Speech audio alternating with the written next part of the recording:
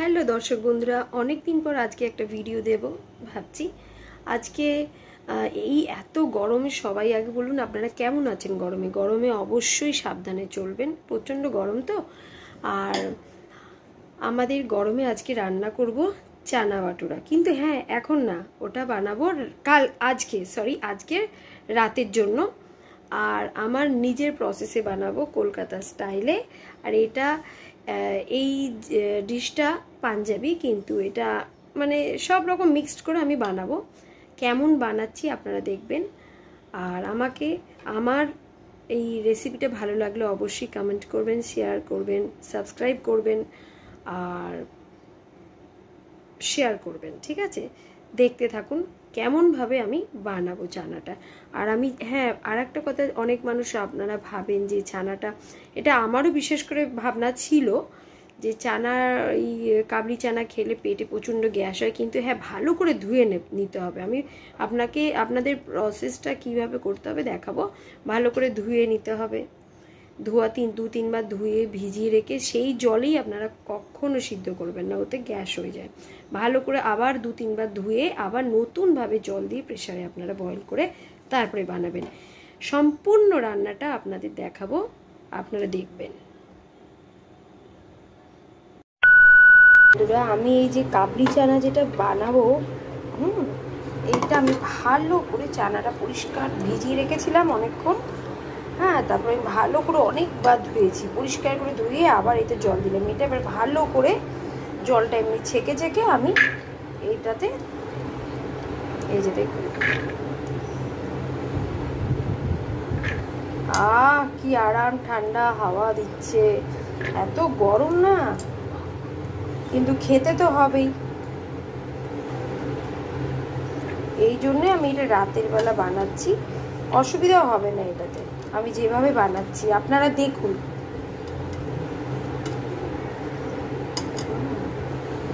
আচ্ছা, এর মধ্যে আমি একটু কাঁচা এই পেঁয়াজটা আমি এর মধ্যে দিয়ে দেবো সিদ্ধতে, এটা টেস্ট লাগবে।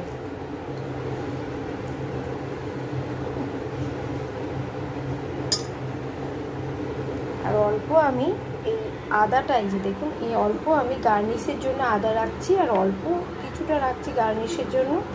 আর একটু আদা আমি এর মধ্যে দিয়ে দেবো, এর সাথে হয়ে যাবে।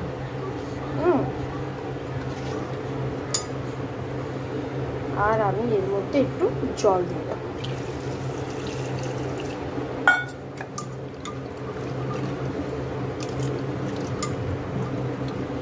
এবারে আমি নুন টুন কিছু দেবো না, এবারে আমি এটা সিদ্ধ চড়িয়ে দেবো। হ্যাঁ বন্ধুরা, আমি এখানটা এই যে কাবলি এই চানাগুলোকে আমি সিদ্ধ করে নিয়েছি, খুব সুন্দরভাবে ভালোভাবে সিদ্ধ হয়েছে।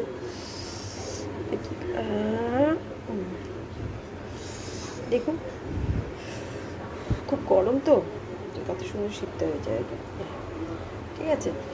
আর আমি এই যে এর মধ্যে আমি একটু ছোটো ছোটো আলু কেটে দিয়েছি, এটা একটু অন্যরকম হবে, এটা ছোটো ছোটো আলু কেটে দিয়েছি।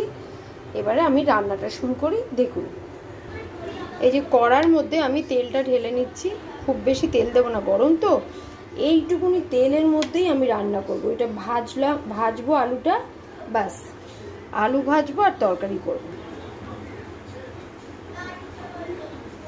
এর মধ্যে আমি একটু নুন দিয়ে দিচ্ছি, ঠিক আছে।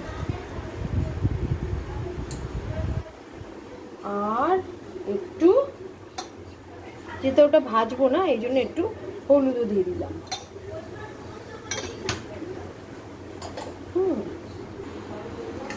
এইবারে আমি এটা একটু মিলিয়ে নিচ্ছি। সুন্দরভাবে মিলিয়ে নিলাম। এইবারে আমি এর মধ্যে, তেলের মধ্যে এই জিরেটা, দেখুন এই জিরেটা দিয়ে দিলাম।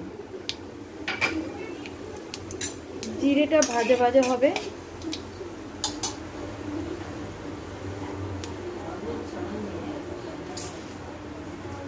এইবারে আমি এই পেঁয়াজটা দেব। এইটা আমি আলু দিয়ে করছি, চানা মশলাটা আমি আলু দিয়ে করছি। আলু দেয় অনেকে, অনেকে দেয় না। আপনারা এটা দিতেও পারেন আবার নাও দিতে পারেন। আমি অনেক দিন আগে এটা করেছিলাম, অনেক দিন কি প্রায় অনেক বছর আগেই করেছিলাম, তখন আমি আলু দিয়েছিলাম। আলুটা কিন্তু খারাপ লাগে না দিতে, ভালোই লাগে দিলে।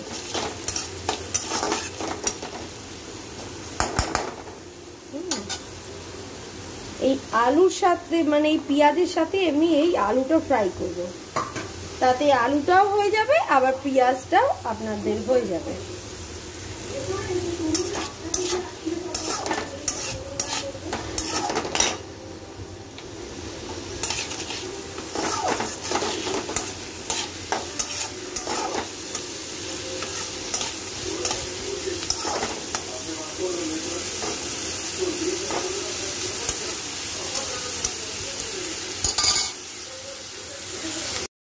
দেখুন এই ফ্রাইটা হয়ে গেল আলু দিয়ে, এই যে পেঁয়াজের মধ্যে আলুও সিদ্ধ হয়ে গেছে আর পেঁয়াজটাও ভাজা হয়ে গেছে।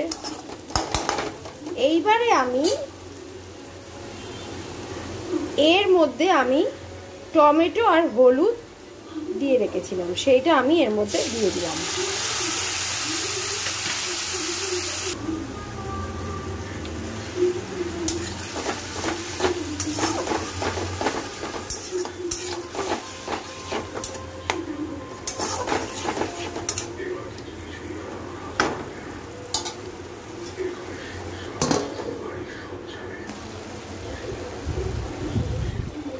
আমি এর মধ্যে আগেই ওর মধ্যে আমি নুন দিয়ে দিয়েছিলাম, তাও আমি এটা একটু দিচ্ছি।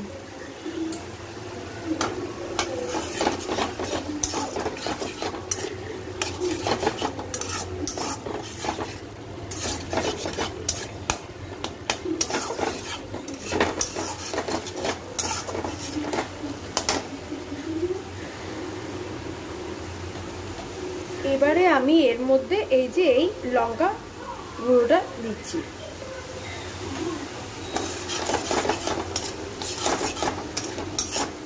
আমি খুব বেশি ঝাল দেব না, খুব বেশি ভালো লাগে না ঝাল। এই গরমের সময় না অতিরিক্ত ঝাল একদম মানে ভালো লাগে না। এইটা আমি খুব সিম্পল এবং হালকা ভাবেই করছি, এটা এরকম ভাবে আপনারা করতে পারেন।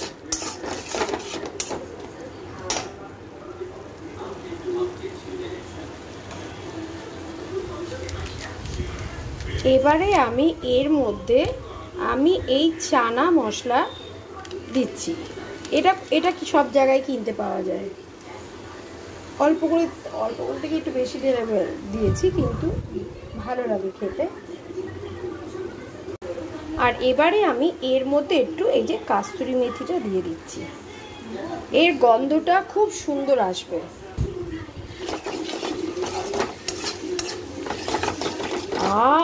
কি সুন্দর একটা গন্ধ ছাড়ছে, খুব সুন্দর।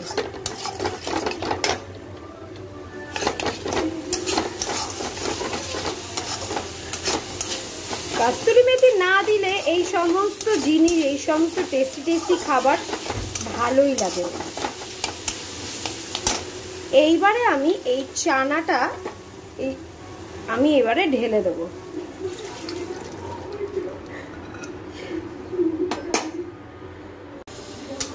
এই যে এর সাথে আমি এটা দিয়ে দিলাম। এবারে ভালো করে এটা একটু সিদ্ধ হোক।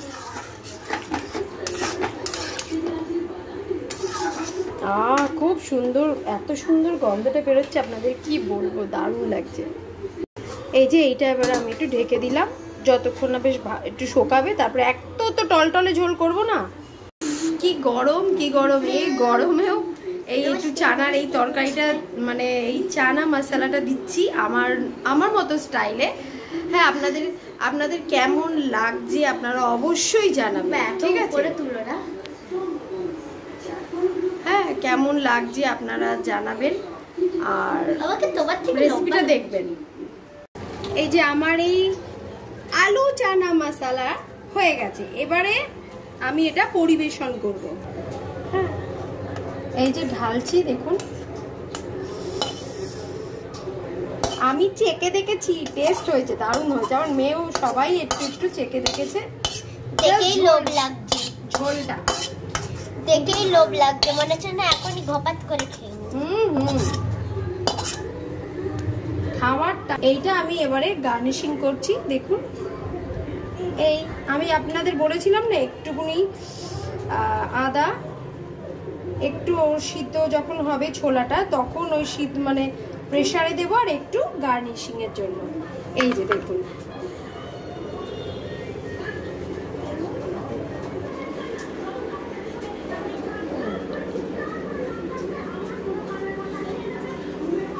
এই যে আমার হয়ে গেল ছোলে আর আলু মশলা। কেমন লাগলো আপনাদের এই রেসিপিটা আপনারা অবশ্যই জানাবেন। আমি তো আমার মতো ভালোভাবে বানিয়েছি, আমার তো সবাই খেয়ে দেখেছে যে খুবই টেস্ট হয়েছে। আপনারাও এরকম ভাবে বানিয়ে গরমের সময় না কম মশলা কম তেল দিয়ে বানিয়ে আপনারাও বাড়িতে করে খেয়ে দেখবেন। আমার আশা যে ভালো লাগবে। কেমন লাগলো ভিডিওটা আপনারা অবশ্যই জানাবেন। লাইক কমেন্ট শেয়ার আর সাবস্ক্রাইব করতে ভুলবেন না। ঠিক আছে, রাখছি, টাটা।